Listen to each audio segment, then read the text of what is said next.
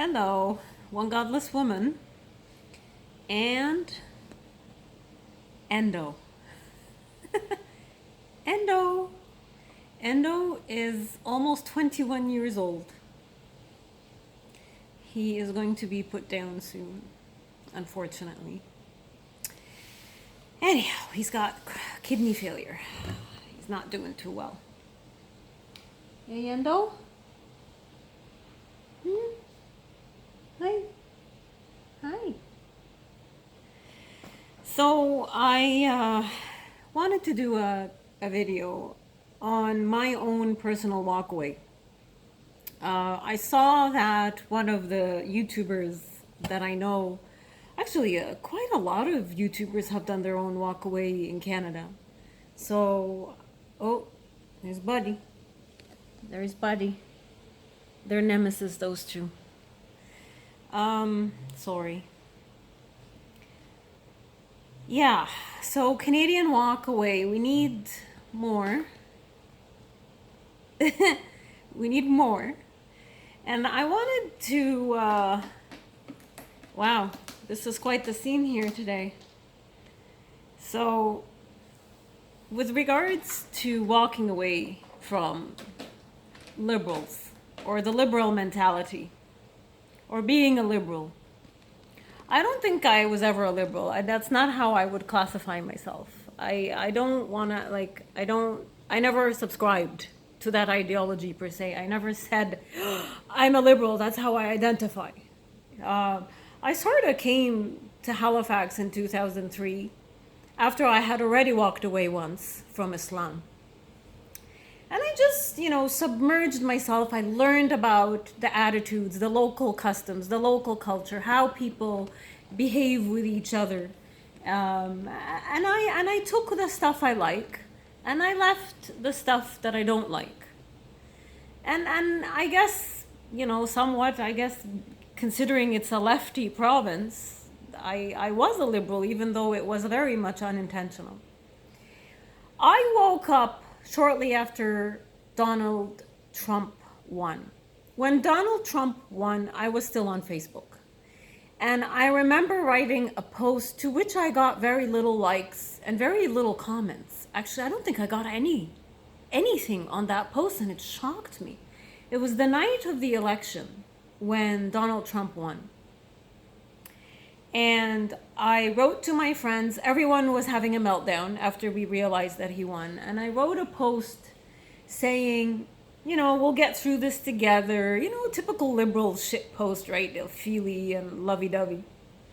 So I did that, and no one said anything. And I was like, this feels wrong.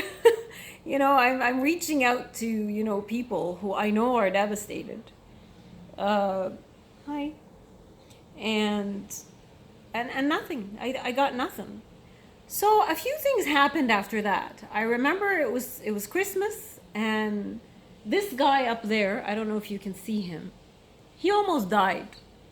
He ate something like a cotton, and it got stuck in him. And he kept throwing up and throwing up and throwing up, and he couldn't take anything. He couldn't eat or drink anything, and I didn't have any money. And I put out a little shout out on Facebook for people to help me, and no one helped me. No one did anything. All these lovey-dovey people that, like feelings and like to feel good didn't help me. So I shut down my Facebook completely. And I said that I would. I said that I was going to shut it down because things didn't feel right to me. Things didn't seem right to me. And I had already had a few situations where I got into some nasty arguments, nasty comments from people that I considered friends, atheists, the atheist community here. I thought they were my friends, but I found that we were butting heads ideologically. I had big issues with the cannabis monopoly. And I stated that, and one of my atheist friends literally shit all over me because he thought that the government was doing it right. So that ended up with me deleting my Facebook account completely, and I've never gone back since, and I lived on Twitter for a full year. I lived on Twitter. And I red pilled myself. I realized in the beginning, I was afraid to say anything about Donald Trump. I was starting to like Donald Trump.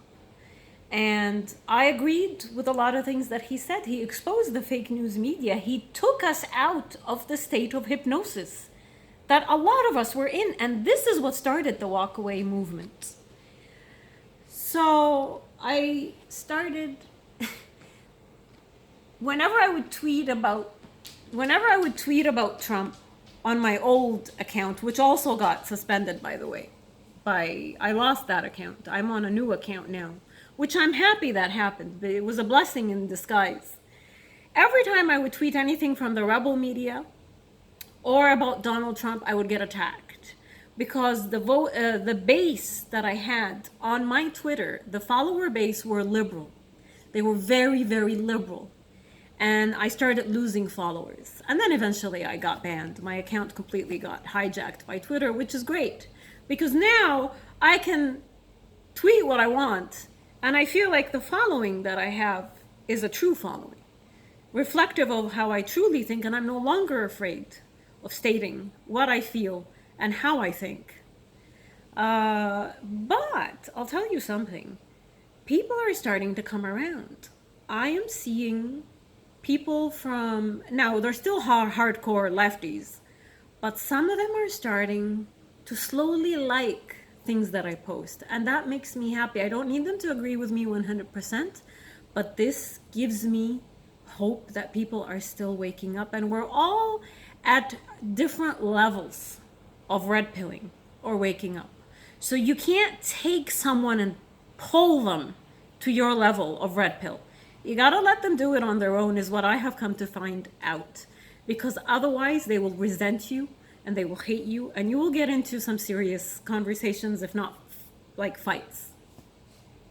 The other thing I wanted to talk about in my little walk away ×2, where I walked away once from Islam and my entire country and my culture and my heritage, considering it's apparently Islamic Heritage Month, which is bullshit. Islam doesn't deserve anything.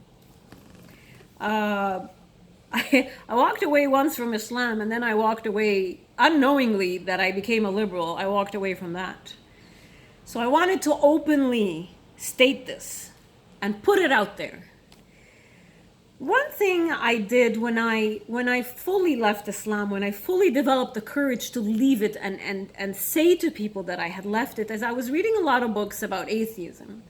And I recall one of the books I read, I'll try to find the name of the author is very difficult. He lives in the States, he's a lawyer. I think it was, anyway, I won't even dare to say his name. I'll just link it when I do find the author's name in the book. Is that walking away from something you believed in, whether it be a person, whether it be an ideology, a religion, a movement, a political platform, walking away from it and understanding that you have been lied to for a prolonged period of time and that this person or this ideology no longer suits you is very similar to losing a person. So you actually end up going through the 5 stages of grief in psychology and psychiatry. And I think we all are in one, if not more, of those 5 stages of grief. And I will link the 5 stages of grief so you guys can read about those as well, because it will help you sort through your own emotions. But it will also help you navigate the people you're dealing with, whether be it on social media or in real life. There's a lot of hostility going around Canada that we are not accustomed to. There's a lot of anger. There's a lot of confrontation happening.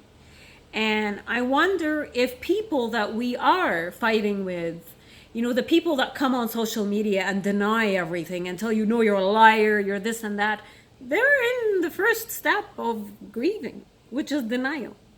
You deny everything. Now, they're not saying that there isn't such a thing called cognitive dissonance, where people literally just bury their heads in the sand. But understanding the 5 stages of grief will also help you understand what is going on in this country. So I'll link all that stuff. Today's video was just a lazy, not very informative video, because I can't just keep pumping out information. There has to be some, laid back component to my videos. So I'll do all this. And this is my contribution to the Canadian Walkaway. Thank you, Derek Rance. It was your video that I watched that inspired me to do this. And if anyone's watching, I encourage you to do the same. I think we need to gear up, and we need to make it known that we are waking up. Thank you again, and oh my gosh, you guys, the people donating, thank you so much. I hope I don't let you down with this podcast. Take care.